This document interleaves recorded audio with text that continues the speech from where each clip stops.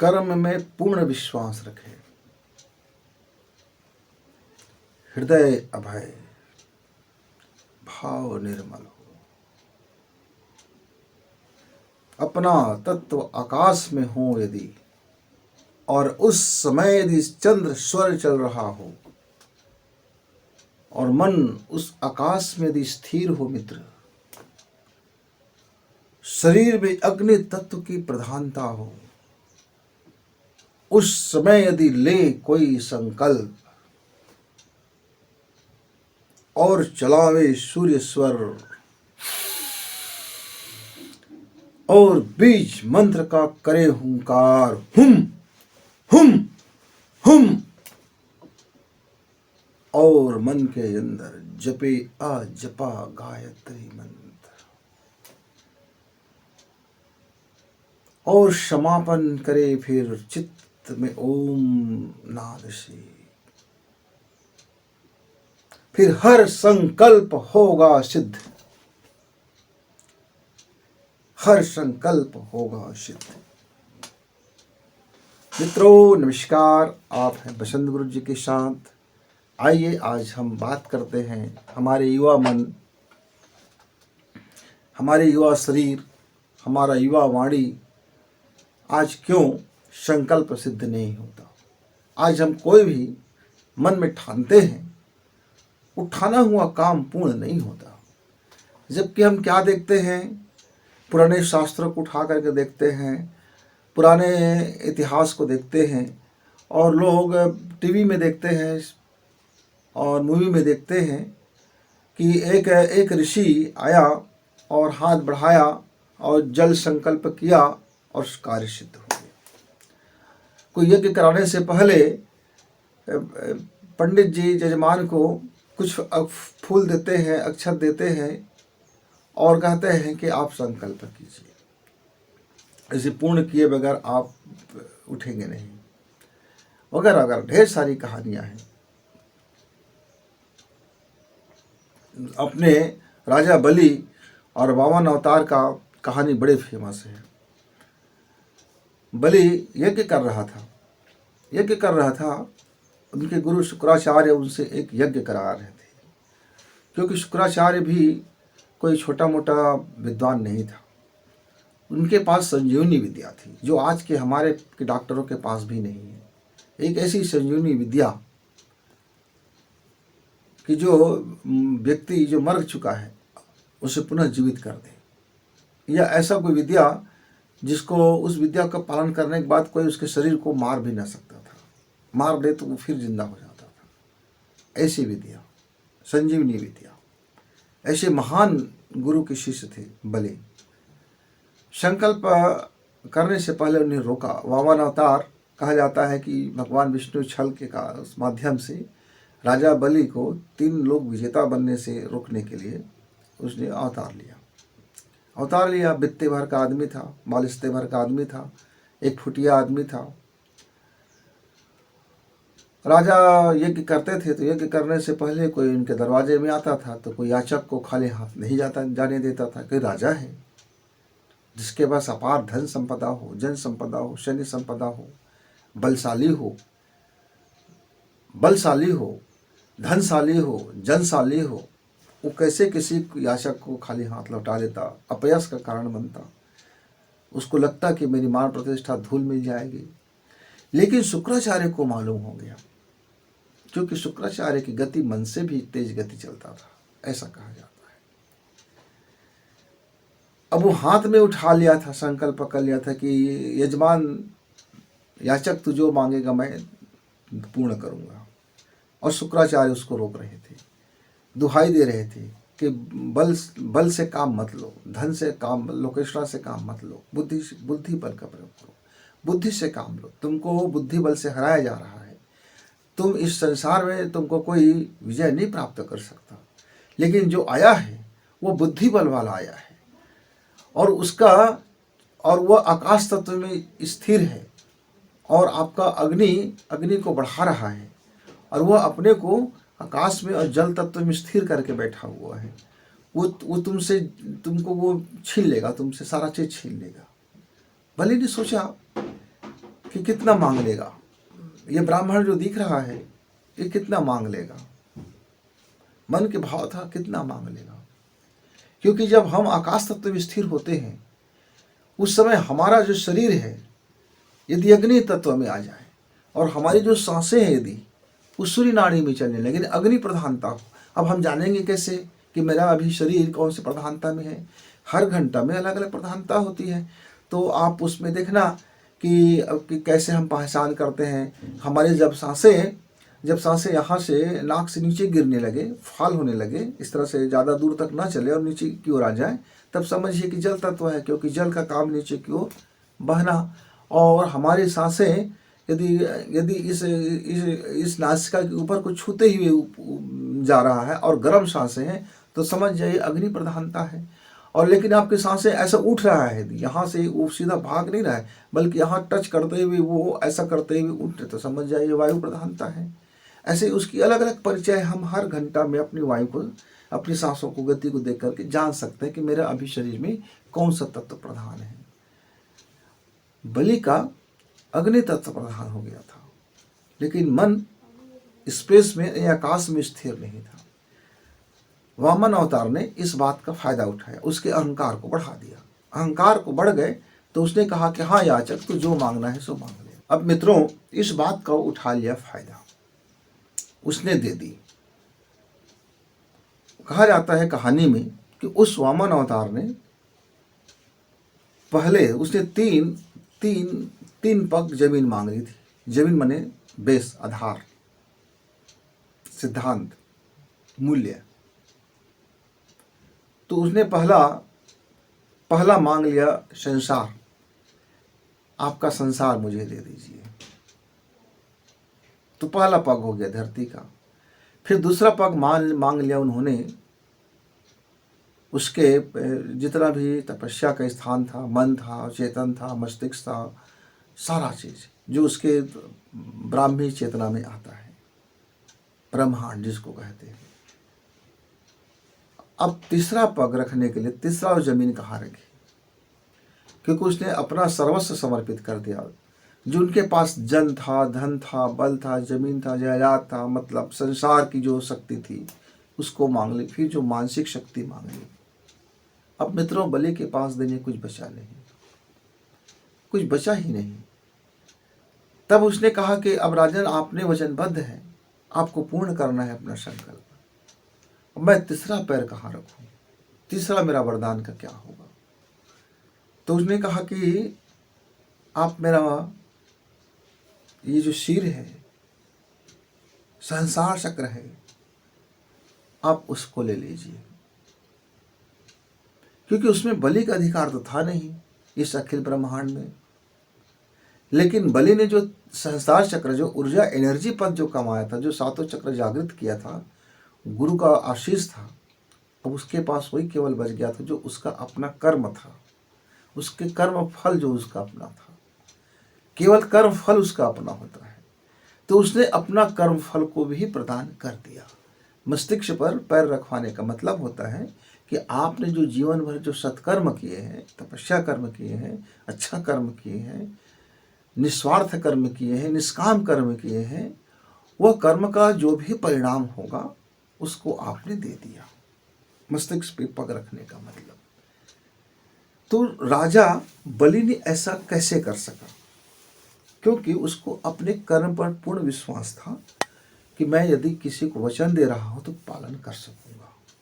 क्योंकि उनका हृदय अभय था, डरा हुआ नहीं था। निर्भय होना, तो जब डर नहीं होना मतलब निर्भय होना। लेकिन जहां डर भी ना हो और किसी को डराने की बात भी ना हो, तब हम अभय हो जाते हैं। एक होता है कि हम किसी से नहीं डर रहे हैं, दूसरा होता है कि हम किसी को डरा रहे हैं या हम किसी को नहीं डरा रहे हैं लेकिन हम डर रहे हैं। यह दोनों चीज़ें हैं, ना हम डर रहे हैं ना हम डरा रहे हैं, तो अभय हो जाना। और उनका मन निश्चल था, भाव निश्चल था। अलग बात था कि थोड़ी अहंकार की पूट लग गया था कि तब उसने, शुक्राचार्य ने उसको समझाया कि राजन, जब कभी यज्ञ करो तो जल तत्व का ध्यान करके यज्ञ करना चाहिए। आपसे बड़ी गलती हुई, भूल हुई राजन, कि आप अग्नि का आहुति दे रहे हो, यज्ञ पर बैठे हो, और आपका शरीर अग्नि तत्व में है, और आपका जो सांस भी है वो दाहिने चल रहा है, और आपने दाहिने हाथ में संकल्प भी कर लिया, आपने कर लिया, तो आप अपना सर्वस्व खो गए। लेकिन बलि ने कहा, मैं अब सर्वस्व खोया कहाँ गुरुदेव, मैं सर्वस्व पा गया। देखा जाए तो मैं सर्वस्व खो गया, पर आप इसको दूसरे दृष्टिकोण में देखा जाए तो मैं सर्वस्व पा गया।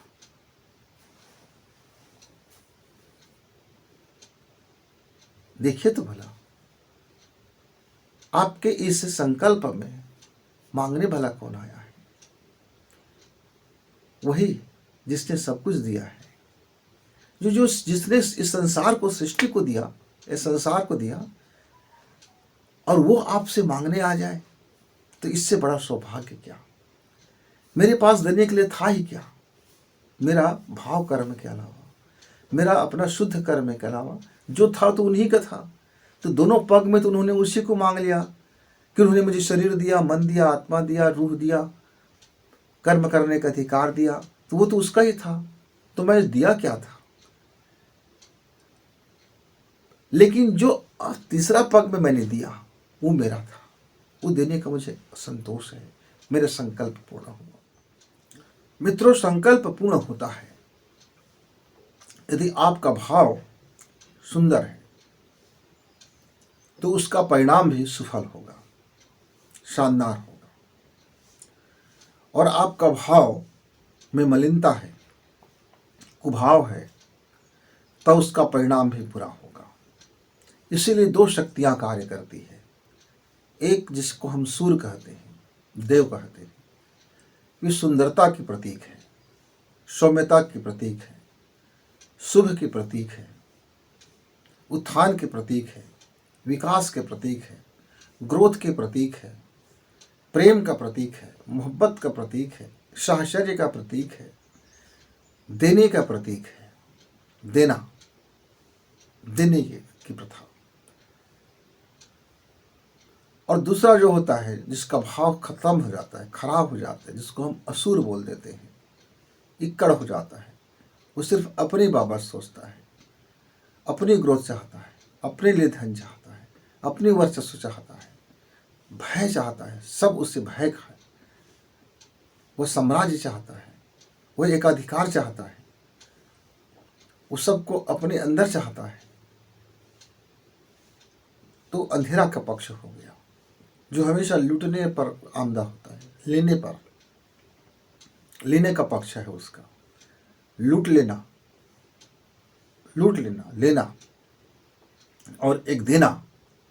तो देना और लेना, हम दोनों से यदि ऊपर उठ जाए, केवल हम कर्तव्य में रह जाएं, तब हमारा भाव निर्मल भाव, न देने की अहंकार हो मित्र, न लेने की क्षुधा हो। मैं देता हूं, यह बात भी यदि मेरे मन में आता है, तो कहीं न कहीं मुझे बलि जैसा घटना का शिकार होना पड़ेगा।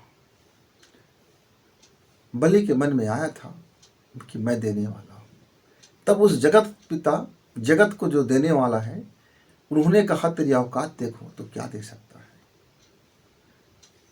उसने बुद्धि बल का उपयोग किया, बुद्धि बल सबसे ऊपर बल, जितना भी बल है मित्र, बुद्धि बल के बाद ही स्थान आता है आपका आत्मा बल का।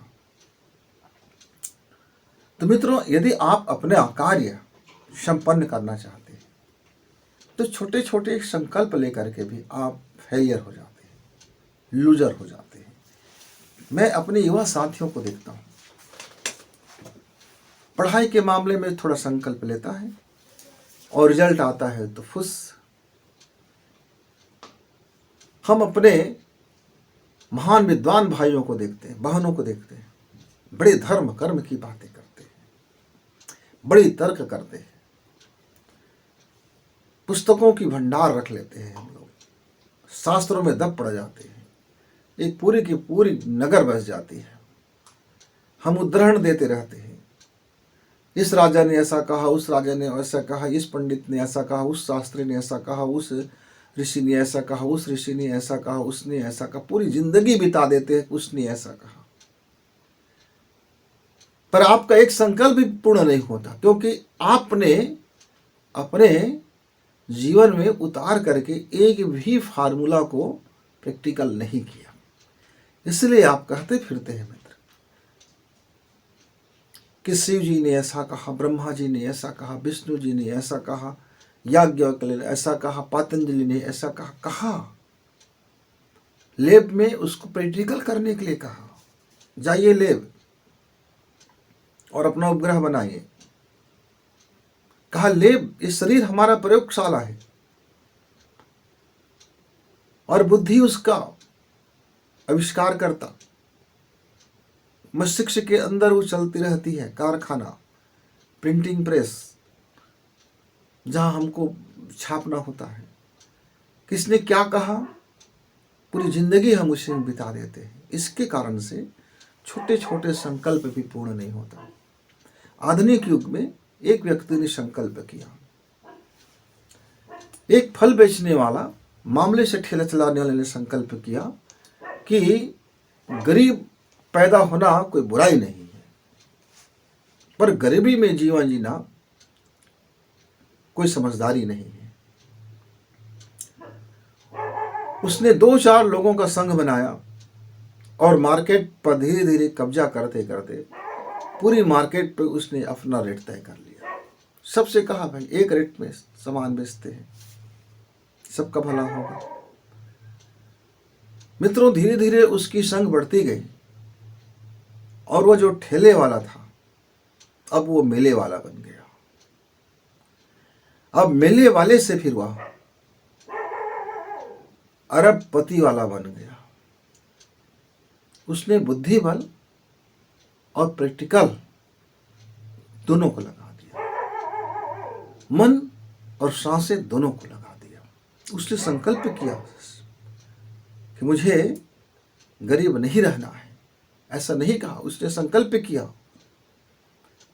कि अमीर ही रहना है, धन का बल प्राप्त करना है, मन के बल से धन की बल को प्राप्त करना है और फिर धन के बल से मन की बल को और बढ़ाना है। उसने धन बल और मन बल दोनों की वृद्धि की। उनका संकल्प पूर्ण हुआ। हमारे हजारों क्रांतिकारियों ने मिलकर संकल्प लिया, लेकिन आचरण में बदलता हुआ समय, बदलता हुआ युवा के मन में नए ख्वाब आना, नई चीजों के पलना, पुराने की तरफ तर्क में आना, लकीर के फकीर नहीं बनना, तमाम चीजों को प्रश्न उठाना। ये प्रश्न उठाने का जो दौर चल रहा है, यही तो क्रांति है। आज हमारे युवा साथी में, चाहे वो पढ़ा है लिखा है, कितना पढ़ा है, कितना अमीर है, कितना गरीब है, नहीं, हर कोई बराबरी का दर्जा, समानता की दर्जा, अध्ययन की दर्जा, सफलता, हर कोई चाहता है कि अब वो अपना बलबूते कुछ कर सकता है। उनके विचार में एक प्रश्न आ गया है। वो प्रश्न और जवाब, सवाल और जवाब करते करते उसकी क्रांति घटती है। मित्रों, तो मेरे युवा साथी, मुझे भी एक बड़ी अनुष्ठान करना था, बड़ा दीर्घकालिक अनुष्ठान था। मैंने सोचा कि मेरी अनुष्ठान कैसे पूर्ण होगा। शरीर पतला दुबला, धन उतना है नहीं, जन मेरे पास कभी रहे नहीं, कभी मैं किसी के सामने हाथ फैलाना सीखा नहीं, लोगों को इकट्ठा करके भाषण देना मेरी स्वभाव नहीं, वगैरह वगैरह। मूल्यांकन किया अपना। मेरा अनुष्ठान 100 नंबर में मेरी जो औकात था 1 नंबर का था, यानी 99 की मेरे पास कमी था।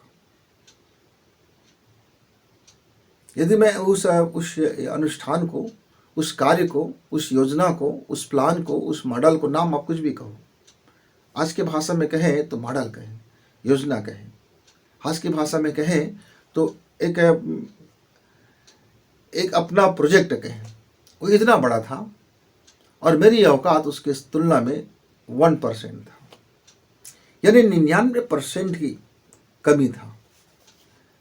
अब मैं सोचा कि भाई ये संकल्प करूं कि ना करूं, संकल्प करूं कि ना करूं, संकल्प करूं कि ना करूं। बड़ी जद्दोजहद में था, क्योंकि मैं देखता हूं, मैं कई युवा साथी छोटे छोटे संकल्प करते, पूर्ण नहीं होता। कोई कोई भट्टा नहीं खाऊंगा संकल्प कर लेते हैं, कोई नमक नहीं खाऊंगा संकल्प कर लेता है, कोई बुधवार बुधवार को ऐसा नहीं करूंगा, कोई कहता है गुरुवार को मांसाहार नहीं करूंगा, कोई कहता है मंगलवार को मैं व्रत रखूंगा, कोई कहता है एकादशी का व्रत रखूंगा, कोई कहता है कि सुबह उठ करके माता पिता का प्रणाम कर लूँगा। कुछ दिनों तक चलता है, उसके बाद उस एक बोझ की तरह फिर होते जाता है उसको, फिर वो एक बोझ बन जाता है। उस संकल्प पूर्ण क्या होता है, बोझ हो जाता है। इसलिए हमने जीवन में ऐसा कोई बोझ वाला काम नहीं किया। अब मैं इस विचार करने लगा, आखिर मेरा संकल्प पूर्ण कैसे होगा। विचार किया, चंद्र सांसें ली, चंद्र सांसों से दीपक जलाया, चंद्र सांसों से प्राणायाम किया और चंद्र सांसों से ध्यान करते हुए गुरुवर से प्रार्थना किया कि गुरुवर आप मुझे कोई रास्ता दिखाओ, आप मुझे कोई मार्ग बताओ। मित्रों, घंटों 2 घंटे तक मैं चुपचाप बैठा रहा, जिसको आप ध्यान कह सकते हो, मेडिटेशन कह सकते हो, पर मैं उसको बोलता हूँ चुपचाप बैठा रहा। कुछ सोचना क्या, चुप हो जाओ। जब आपकी बकबक बंद होगा तब तो उसका बोला हुआ कुछ सुनाएगा भाई। अब मान लीजिए दोनों तरफ से खूब डीजे चल रहा है, दोनों तरफ से खूब बड़ी बड़ी लाउड स्पीकर चल रहा है, दोनों तरफ से लोग चिल पों कर रहे हैं, न वो उसका सुन रहे हैं न वो उसका सुन रहा है। आप गुरुजी से प्रार्थना कर रहे हो, आप गुरुजी से बात कर रहे हो, आप भगवान से बात कर रहे हो, अपने आस्था से जिसको देवी से बात कर रहे हो, बात ही कर रहे हो, बात ही कर रहे हो, बात ही कर रहे हो। अब वो क्या बोल रहा है, क्या निर्देश कर रहा है, इसको सुनने के लिए आपको चुप होना पड़ेगा। सीधी सी बात है, बहुत सामान्य सी फंडा है, पर मेरे भाई लोग इतना छोटी सी बातें इग्नोर कर देते हैं और अपने ही बोलते रहते हैं, अपने ही बोलते रहते हैं, अपने ही बोलते रहते हैं। कई बार मैं देखता हूँ, मेरे पास कोई मित्र आते हैं, समस्या लेके आते हैं, पारिवारिक समस्या लेके आते हैं, अपनी उसकी समस्या होते हैं, मैं बोलूँ उससे पहले वही बोलते रहते हैं, वही बोलते रहते हैं। तो मैं क्या करता हूँ, मैं दुनिया भर की बातें बोलने लग जाता हूँ, फिर उस मसालेदार बातें बोलने लगा, उसको मसालेदार बात में रस आने लगता है, फिर उसकी बोली बकबक बंद हो जाती है, क्योंकि वो रस लेना जानता है, मसालेदार बात। और गुरुदेव कभी मसालेदार बात बोलते नहीं है, माता जी कभी मसालेदार बात बोलते नहीं है। फैक्ट बोलेंगे, एक शब्द बोलेंगे, बस कंडील पकड़ा देगा, चलना आपको है। तो मैंने अपने मन की बकबक को शांत करने के लिए मैं चुप बैठ गया। घंटा 2 घंटा बैठने के बाद उठा, प्रणाम किया और मेरे पास जितनी पुस्तकें थी मैं सबको उल्टाने पलटाने लगा। 1 दिन हो गया, 2 दिन हो गया, सारे पुस्तकों को देखा, कितनी पुस्तकों में दयार लग गया है, कितने में कीड़ा लग गए हैं, कितने तो फटने लगे हैं, कितने में जो है पानी चूह करके उसको बर्बाद कर रहा है। ऐसा किया, फिर साफ सफाई लग गया। ऐसा करते करते 4-5 दिन के बाद सारी पुस्तकें फिर धूल झड़ा और ऐसा करते करते एक बहुत छोटी सी पतली सी, पता नहीं कौन सी लेखक की पुस्तक था, कहीं दबा पड़ा था, ऐसे पुस्तक के बीच में एक महान साधना की पुस्तक थी, महान चीज पुस्तक थी, वो स्वर की पुस्तक था। छोटी सी थी, कवर फटा हुआ था, पता नहीं मुझको ऐसी मिला था कि मेरी लापरवाही से फट गया था। वो कागज मुझे मिल गया, तब मुझको समझ में आया, जब मैं खाली चुपचाप बैठा था तब गुरुजी ने कहा तुम्हारे पास है, जरा सफाई कर लो। अपने धन की सफाई कर लो, इशारा किया था। तो मैं सोचा मेरे पास क्या धन है, तो मेरे पास पुस्तक धन के अलावा कुछ धन था नहीं, जो धन था शेष था वो धन था नहीं, धन उसको हम कह नहीं सकते थे। तो मैंने सोचा मेरे पास एक ही धन है, साहित्य का है, पुस्तक का है। तो उसी को हमने सफाई करने में लग गए थे और सफाई करते करते मुझे वो मित्र मिल गया। मिला उसमें लिखा था कि आप पहले आकाश तत्व की साधना कर लो। अच्छा, आपका शरीर आकाश तत्व में स्थिर हो जाए, या फिर नाड़ी परीक्षण कर लो कि या उस समय आप आकाश तत्व में हो। जब आपका शरीर यानी यह मेटर पदार्थ या पांचों तत्व में आकाश तत्व की जब प्रधानता हो, उस समय आप अपने चंद्र स्वर को चलाना, मतलब चंद्र स्वर का अनुष्ठान करना, चंद्र स्वर को यज्ञ करना, चंद्र स्वर में अपने को शुद्ध करना, चंद्र स्वर से अपने इस शरीर को जो तत्व है उसको परिपाक करना। और जब चंद्र स्वर से आप अंदर आपकी एनर्जी, जहाँ जहाँ भी एनर्जी है, जितने भी माइटोकॉन्ड्रिया है, जितने भी सेल्स हैं, जितने भी अंदर में चक्र है, जितने भी हमारी अस्थि मज्जा है, जितने भी रस रसायन है, जितने भी हार्मोन्स है, मास्टर ग्रंथि है और थायराइड ग्रंथि है, सब में चंद्र स्वर की बाहुलता हो जाए, मतलब सारा ग्रंथियां उत्तेजना से शांत हो जाए और सारे ग्रंथियों पर मस्तिष्क का राज हो जाए, यानी बुद्धि बल आ जाए, सारे अंग अवयव, एक एक अंग, एक एक पोर, एक एक कोशिका, उसके सभी कोशिकाओं में चंद्र स्वर का स्थापित्य हो, माने वहां बुद्धि तत्व शामिल हो जाए, यानी बुद्धिमता, इंटेलिजेंट स्मार्ट सोच आ जाए, विचार परिपाक हो जाए, दृष्टिकोण साफ सुथरा हो जाए, मेरे दृष्टिकोण में कोई जलन ना बच जाए, कोई राग ना बच जाए, कोई द्वेष ना बच जाए, कोई कामना ना बच जाए, कोई लोभी ना बच जाए, कोई लंपट ना रह जाऊं, कहीं कोई मेरा अंधेरा पक्ष ना रह जाए, मेरा कोई गर्मी पक्ष न रह जाए, मेरा कोई अहंकार न रह जाए, मेरा कोई तुष्टि न रह जाए, मेरी कोई असंतुष्टि न रह जाए, यानी कि मुझको निर्मल बनना है, बुद्धि से निर्मल। चंद्र स्वर चलावें, चंद्र स्वर चलावें। जब शरीर आकाश तत्व पर हो तब चंद्र स्वर चलावें। शरीर आकाश तत्व का मतलब क्या है कि उस समय सारे तत्व यानी पृथ्वी है, अग्नि है, वायु है, जल है, ये सब नीचे आ जाए, उसकी अंडर कंट्रोल, उसका कोई उपद्रव आपके जीवन में ना दिखे, आपके शरीर में उसका कोई उपद्रव ना दिखे, जल का उपद्रव ना हो, अग्नि का उपद्रव ना हो, वायु का उपद्रव ना हो, पृथ्वी का उपद्रव ना हो। ये चारों उपद्रव, यही तो माया है, ये संसार है। रस, रसना, जिह्वा, जिह्वा का उपद्रव शांत हो जाए, कान का उपद्रव शांत हो जाए, आंख का उपद्रव शांत हो जाए और वासना का उपद्रव शांत हो जाए, यानी शिक्षा का उपद्रव शांत हो जाए। मित्रों, यही तो उपद्रव है जीवन का। ये उपद्रव शांत हो जाए तो मन क्या होगा फिर? कहते हैं मन को करे आकाश में स्थिर, यानी मन की बकबक को रोक देना है। मन कुछ भी ना सोचे, ना पकड़े, ना छोड़े, न्यूट्रल, जीरो। ग्राफ में, मन के ग्राफ में मन न तो माइनस की ओर रहे और मन न प्लस की ओर रहे। इसका मतलब क्या है कि जो आपके पास अवधारणा है उसको गिरा दो,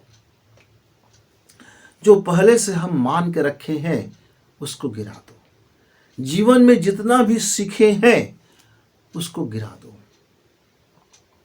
जो भी आपने कमाया है, इस परंपरा, संस्कृति, संस्कार पहले से मान लेते हैं। कई बार ऐसा होता है, आप किसी व्यक्ति को नहीं जानते होते हो, लेकिन उस व्यक्ति के बारे में जब चर्चा होता है तो आप पहले से मान लेते हो कि वो आदमी ऐसा होगा। यार, मेरे घर में एक मित्र आया, उसने ज्ञान का मतलब मान लिया था कि दाढ़ी होगा, चंदन लगा होगा, बड़े बड़े कंठिया होंगे, धोती कुर्ता पहना होगा, दान दक्षिणा की बात करता होऊंगा और पैर में प्रणाम कराता होऊंगा वगैरह वगैरह। उसके पहले से मनोविज्ञान में शामिल था। उसके श्रीमती उसे बार बार मेरे पास लाना चाहते थे और बार बार वो बचना चाहता था, क्योंकि उसको इस गेटअप से बड़ा चिढ़ था। पर एक दिन आया, मजबूरी आदमी को ले जाता है, वो मजबूरी में आया, अनमने ढंग से आया, अधमने ढंग से आया। दरवाजे में आते ही उसके मन में पहले वही छवि था, पहले से बना लिया था। आने के बाद देखा कि एक आदमी लोअर पहना, टी शर्ट पहना और ऐसे ही बातें करते हुए, खुद प्रणाम करते हुए, अभिवादन करते हुए आया। तो उसने मुझसे ही पूछा, महाराज घर में नहीं है क्या? तो बोले इस घर में कोई महाराज नहीं रहता। बोले पंडित जी नहीं है क्या? बोले इस घर में कोई पंडित जी नहीं रहता। बोले कि महात्मा जी नहीं है क्या? बोले इस घर में कोई महात्मा जी नहीं रहता। वो जितना सवाल किए उसमें मेरा नहीं ही सवाल था। तो आखिर में पूछा कि आखिर मेरी पत्नी आए किसके पास है? तो मैं बोला आपकी पत्नी आए है मेरे पास। तो आपकी जो पहले से मानसिकता बन चुका है मित्र, उसको पहले आप गेट के बाहर छोड़ के आइए, और जब भाव शुद्ध हो तब आप अंदर आइए, तब आपके प्रश्नों का सही सही जवाब आएगा। तो मन को करें आकाश में स्थिर। तो मन को आकाश में स्थिर करने का मतलब होता है मन तो शून्य है भाई, यानी आकाश तो शून्य है। आकाश में इतने ग्रह तारे नक्षत्र हैं, आकाश को कोई फर्क नहीं है। यह पूरी संसार ब्रह्मांड अपने नियम पर, अपने स्पेस के नियम पर चलते रहता है। तो मन को न्यूट्रल पॉइंट पर ले आना, ताकि जो सच है सच दिखे, जो जैसा है वैसा दिखे। चंद्रमा है चंद्रमा दिखे, सूर्य सूर्य दिखे। पहले से उसके ऊपर कोई मानसिकता, पहले से कोई जवाब हम हल करके ना रखें। अपने मन में कोई प्रकार की, किसी प्रकार की जो चीज़ें हैं उसे हम खो दें। जैसे बच्चा पैदा होता है, उस समय उसका जो मन की गति होता है शून्य हो जाता है, न्यूट्रल। फिर हम उसके मन में प्लस माइनस जोड़ते रहते हैं, सिखाते हैं नीति, धर्म, शास्त्र, नियम, संस्कार, एजुकेशन, कैरियर वगैरह वगैरह। फिर हम उस पर आरोपित करते हैं। तो कहते हैं मन को उस आरोपण से बाहर कर लो। अच्छा, ऐसे परिस्थिति में यदि आप कोई संकल्प लेते हैं तो फिर समझिए आपका संकल्प पूर्ण ही होगा। अब संकल्प लेने के बाद क्या करें, कर्म क्या करें, अब निर्देश करता है उसमें। संकल्प लेने के बाद आपको पहला कार्य क्या करना है, अग्नि तत्व की करे प्रधानता। अब अपने जो शरीर है, अपना जो कर्म है, उसमें अग्नि तत्व को प्रधान कर लो। अग्नि तत्व मतलब क्या है? सबको जलाकर राख कर देने वाली चीजें। जो भी आप डालते हो संस्कारित हो जाता है। मतलब कचरा को सब जला दे। यदि आप सोना हो तो फिर पिघलो भट्टी में और अपने को कुंदन साबित करो। यदि आप हीरा हो तो खरादने की मशीन में चढ़ जाओ और अपने को साबित करो। अग्नि तत्व की प्रधानता, जब मेरे लाइफ में, मेरे शरीर में जब अग्नि तत्व प्रधान होता है, तब अंदर की सारी कचराएं जलने लगती है और मेरा शरीर गर्म हो जाता है। मेरा मस्तिष्क क्रोध में उबलने लगता है। क्रोध मतलब उस बुद्धि को, उस अग्नि तत्व को हम, क्षमता हमारा नहीं रहता, तब हम आवेग में आ जाते हैं, क्रोध में आ जाते हैं। वह एनर्जी पावर को परिवर्तित करना है कर्म में। उस अग्नि तत्व को जीवन में बढ़ाना है, उस विचार को, उस सोच को, उस ज्ञान को उबाल देना है, काट छांट करना है, सारा कचरा, सारा मलबा सफाई कर देना है। और जो सार बच जाए, जो ठोस बच जाए, जो दमदार बच जाए आपके जीवन में, फिर उसको आप जीवन के कर्म में बो दीजिए। अब जब आप बोने लग जाएं, संकल्प आपने कर लिया, अब अपने जीवन की सारी मलमा हटा ली, सारी कबाड़ जला दिया, अब आप के अंदर में जो ठोस बच गया है, अब उसको कर्म में, मतलब जो डिजाइन तैयार किया है, अब आप पहला कदम उठाइए। तो क्या कहते हैं, चलावे सूर्य स्वर, मतलब रुकना नहीं, झुकना नहीं, टूटना नहीं, चरे वेती चरे वेती चरे वेती। आपने योजना बनाया, आपने मॉडल तैयार करी, आपने औकात को बढ़ाया, अब आप अपना कदम बढ़ा दिए और आप फिर आप खुद से कहते हो हुम, मतलब हो गया, हुम हो गया। जब आप सूर्य की तरह से अपने को 24 घंटे उस सपने में ढाल देते हो, जागते हुए आंख से ध्यान करते हो और वो स्वप्न को पाने में आप 24 घंटे जागने लग जाते हो, आपको वो स्वप्न फिर बैठने नहीं देता, चैन से जीने नहीं देता, चैन से खाने नहीं देता, चैन से पीने नहीं देता, आपको मौज मस्ती नहीं करने देता, आपको वो टिकने नहीं देता। कहता है पहले चलो प्राप्त करो, प्राप्त करो, चलो चले वेती, बाद में सुरता लेना, बाद में सुस्ता लेना, बाद में मौज कर लेना, बाद में खा लेना, बाद में पी लेना, बाद में मटर गश्ती कर लेना, बाद में, अभी नहीं, अभी नहीं। अभी तो सिर्फ एक है कि मुझको पाना है, सपनों को चलना है, चलना है, मुझे स्वप्न पाना है, ड्रीम को पाना है, पाने के अलावा कुछ मुझको दिखाई नहीं देता। उम्र निकल रहा है, निकलने दो। अरे यार बहुत डांस पार्टी था, आपने मजा नहीं, अरे आप कर लो मजा, मुझे नहीं करना है। क्या शानदार पार्टी चल रहा है भाई, बड़ा मुर्ग मसल्लम की पार्टी है, अरे आप खा लो, मुझे नहीं खाना। लोग मूवी देखने जा रहे हैं यार, सुपर हिट मूवी लगा है, आप देख लो, मुझे नहीं करना। मतलब जब आपके भीतर में अग्नि बढ़ जाए, ललक बढ़ जाए, चाहत बढ़ जाए, मोहब्बत एक तरफ हो, सारी कायनात आपका हो, आपका रोम रोम एक दिशा में बढ़ चले, मित्रों ये है सूर्य सांसी के चलना, हुम के साथ, हुम हुम हुम। हम केवल मुंह से हुम हुम कहेंगे तो ड्रीम को नहीं प्राप्त करेंगे। इस हुम को जीवन में उतारना है। हो गया मतलब पेंडिंग में है, मत सोचो कैसे होगा, मत सोचो कितना हुआ, मत सोचो। मुझे तब तक नहीं रुकना है जब तक मैं मंजिल से आगे ना जाऊं। मुझे 100 नंबर पाना है 100 में, तो मैं तैयारी करूं 110 नंबर पाने की, 10 नंबर ज्यादा की तैयारी चलता रहे। कुछ गलती सलती हो गया, कुछ भूल चूक हो गया तो कट फिट करके 100 तो आ ही जाएगा। मित्रों लक्ष्य से ऊपर आपका निशाना होगा, टारगेट से ज्यादा आपकी मेहनत होगा,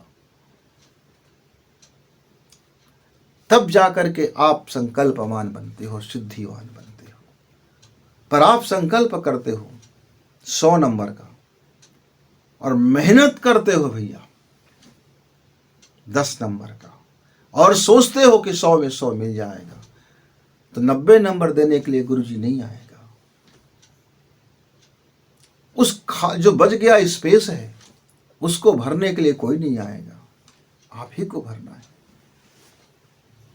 मित्रों जब हमारी सांसें जब शुद्ध होता है, जब हमारी भाव शुद्ध होता है, जब हमारे चित्त शुद्ध होता है, जब हमको हमारी औकात का पता चलता है, जब हम अपने ड्रीम देखते हैं, जब हम अपने ड्रीम को पाने के लिए जब पहला कदम उठाते हैं, उस समय जब हम साहस भरते हैं और जब भीतर से जब हुंकार उठाता है हमारा हृदय चक्र, हुम हुम हुम हुम, तब संकल्प तो सिद्ध होना ही होना है।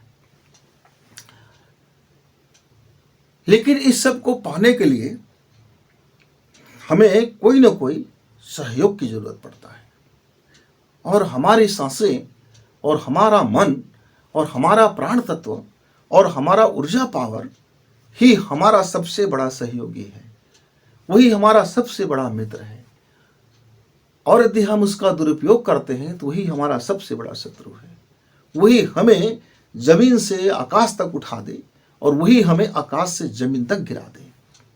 इसलिए इसको साथ रखना जरूरी है। सिद्ध संकल्प करना है, सिद्ध करना है, ड्रीम देखना है कि मुझको ये ड्रीम करना है। आप एक लक्ष्य बनाते हैं तो उस समय क्या करें, कुछ चीज़ें आप फॉलो कर लें। जैसे मैंने आपको पहले बताया कि आप थोड़ी सी जो चीज़ें मैंने आपको पहले बताया कि मैंने कैसे गुरुजी से प्रश्न किया, आप उस नियम का पालन करो। अब पहले तो ये देख लो कि आपके शरीर में जो 5 तत्व होते हैं पहले तो आप कुछ दिन परीक्षण में निकालो कि आपका किस टाइम में कौन सा तत्व हावी रहता है और उस समय आप क्या क्या उपद्रव करते हैं, क्योंकि हर एक तत्व का अपना अपना है। जब जब समझो जीभ का चटोरापन बढ़ जाए तो कौन सा तत्व होगा, जब काने किसी चीज़ मसालेदार सुनने के लिए व्याकुल हो जाए तब हमारा कौन सा तत्व होगा, जब आंखें किसी को देखने के लिए बेताब हो जाएं तब हमारा कौन सा तत्व होगा, जब हम किसी को देख करके अपने मन में शेक्स भर ले वासनाग्रस्त हो जाए तो हमारा कौन सा तत्व हावी होगा, जब मन में चोरी का भाव आ जाए तो कौन सा तत्व होगा, जब हमारे मन में आलसीपन आ जाए तो हमारे शरीर में उस समय कौन सा तत्व होगा, जब हमारे शरीर में उपद्रव खड़ा हो जाए, गुस्सा गुस्सा लगने लगे तब हमारे उस समय कौन सा तत्व भारी होगा। छोटी छोटी चीज़ें हैं, डायरी उठाना और नोट करना। मैं सब कुछ बता दूंगा तो आप कब काम करोगे। होमवर्क करना, जब आपको अपने तत्वों को नियंत्रण करना सीखने आ जाए। अब तत्वों को नियंत्रण करने की सीखने की कला कहाँ से आती है? स्वर विज्ञान से आता है। यदि आपने ये तीनों स्वर को बढ़िया से चलाना सीख लिया मित्र, तो बिल्कुल उसके लिए मैं आपको बड़ा सिंपल फंडा बता देता हूँ। अभ्यास लेकिन करना पड़ेगा। अभी आपका मन क्या लग रहा है, पहले उस मन की गति को देखो।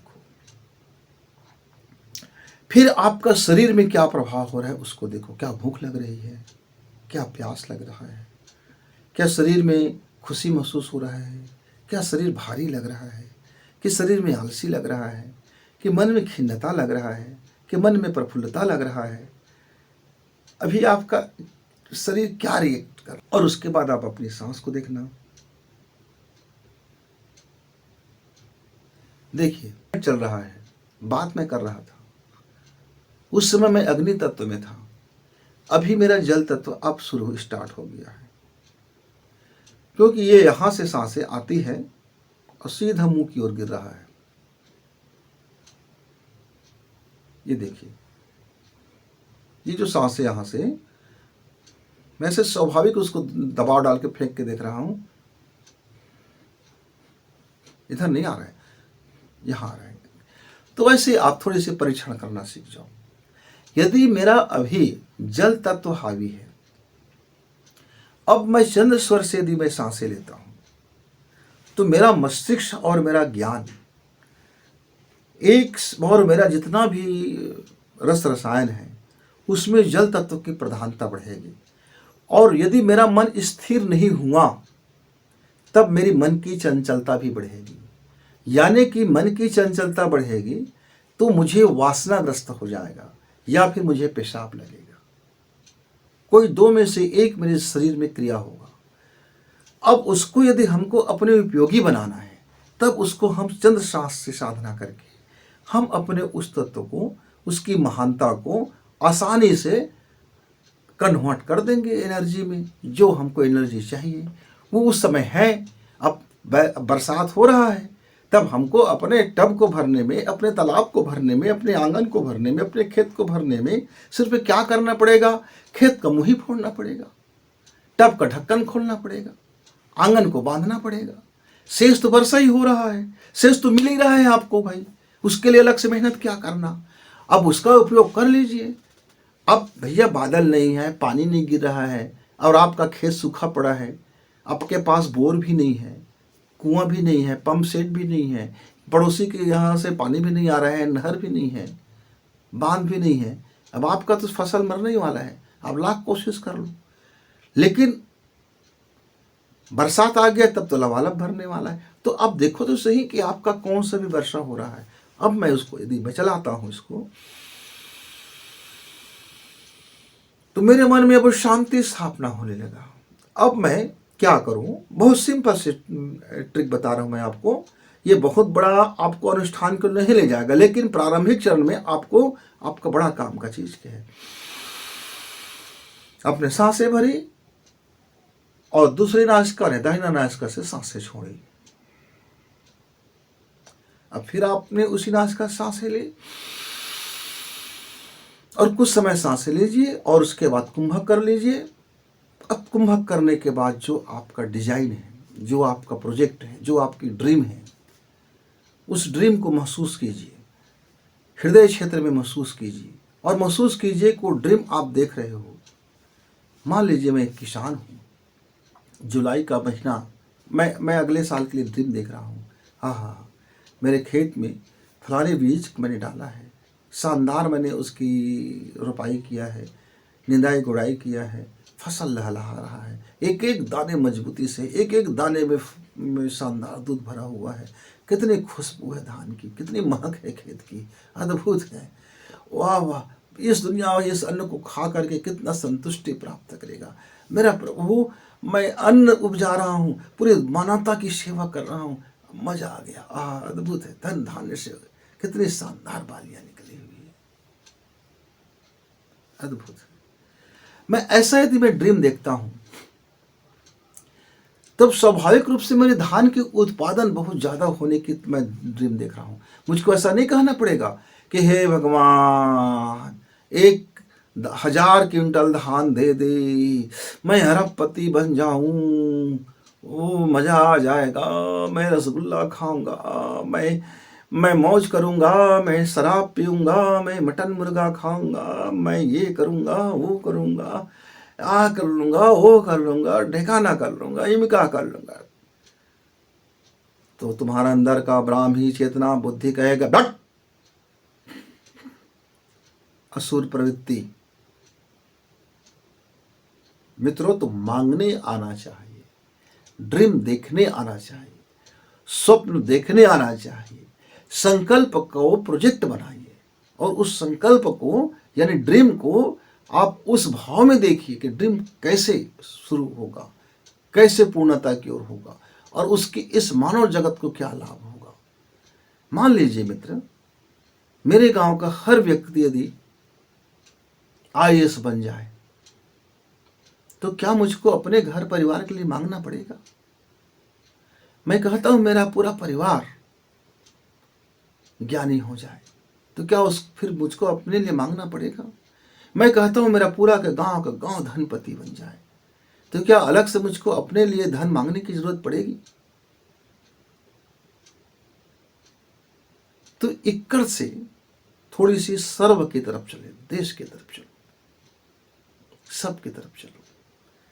जिस दिन आपको यह चंद्र श्वास से, चंद्र ध्यान से आप करते हैं, आप आपने ड्रीम देख लिया। अब ड्रीम आपने देखा हो गया, अब इसके बाद मित्र आपकी तत्व बदल चुका होगा। यदि नहीं बदला है तो फिर आपका संकल्प पूर्ण होने वाला है। इस बीच में यदि आपका तत्व बदल गया तब आपको फिर रिपीट करना पड़ेगा। इसीलिए कई दिनों तक एक ही ड्रीम को इस लगातार अभ्यास करते हैं, प्रयास करते हैं कि मेरा शरीर, मेरा मन और मेरी अवचेतन और मेरी ब्राह्मी चेतना और मेरा मस्तिष्क और मेरा कर्म सब मुझे साथ दे। इसके लिए बार बार हमको प्रयास करना पड़ता है और कुछ दिनों के प्रयास से फिर सब एक सिस्टम में आने लगता है। फिर शरीर आपका साथ देगा। तत्व जिस तत्व में आप प्राणायाम कर रहे हो फिर वो तत्व तब तक बना रहेगा जब तक आप उस प्राणायाम को कर रहे हो, जब तक आपका ध्यान चल रहा है तब तक वो आपका तत्व में स्थिर हो जाएगा। और जिस दिन आप अपने तत्व को स्थिर करना सीख जाएंगे उस दिन आपका हर संकल्प फिर पूर्ण होना शुरू होगा। मित्रों, आपने ड्रीम देखा, अब आप क्या करें, सूर्य स्वर चलाइए और चलाइए आप 15 मिनट के लिए सूर्य स्वर। बाहर कीजिए दूसरे नासिका से, फिर चलाइए सूर्य स्वर और कुंभक कर लीजिए और कहिए आहा, मुझे कर्म फल करते हुए बड़ा आनंद आ रहा है। मैं अपने स्वप्नों को पाने के लिए ये काम कर रहा हूँ, वो काम कर रहा हूँ, सबका सहयोग मिल रहा है, प्रेम मिल रहा है, धन मिल रहा है, ज्ञान मिल रहा है। अद्भुत आनंद है कर्म करने में। कर्म करने में कितने शानदार आनंद है। इस आनंद को महसूस करो। फिर आप चुपचाप 15-20 मिनट कर लिए, आधा घंटा 45 मिनट, जितनी आपकी इच्छा, यानी जितनी आपकी आवश्यकता, जितना आपका रिक्वायरमेंट। फिर उसके बाद अंत में अजपा जप गायत्री, मतलब मुंह से नहीं बोलना, गायत्री मंत्र को मन के कान से सुनना और मन की आंख से देखना। गायत्री को कैसे देखेंगे? गायत्री को यह देखेंगे, यह संसार में सब सुखपूर्वक रह रहे हैं, सब में ज्ञान अवतरित हो गया है, हर कोई बुद्धिमान है, हर कोई कितना शानदार काम कर रहा है, सत्कर्म कर रहा है, सबके भीतर सकारात्मक शक्तियां हैं, सबके परिवार में हंसी है, खुशी है, प्रेम है। ये इमेजिंग होता रहे और मन के कान से वो गायत्री मंत्र आपका चलता रहे, अजब अजब। फिर आप अंत में ओम का नाद करके अपना प्रणाम करो मित्र। ओम।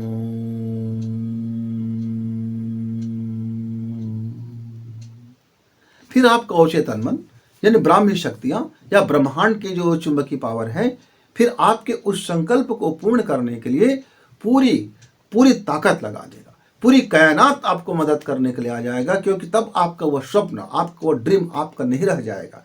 तब वह स्वप्न, वह ड्रीम हमारे महामानवों का हो जाएगा, हमारे ऋषियों का हो जाएगा, हमारे आविष्कारों का हो जाएगा, हमारे वैज्ञानिकों का हो जाएगा, हमारे सब वो ब्राह्मी चेतना से हो जाएगा, जो भूत भी है या अभी आने वाले हैं। इस ब्रह्मांड में, इस इथर में जितने भी तरंग में जितने भी शक्तियां हैं, वो सारी शक्तियां फिर आपकी मददगार के लिए वो दौड़ पड़ेंगे।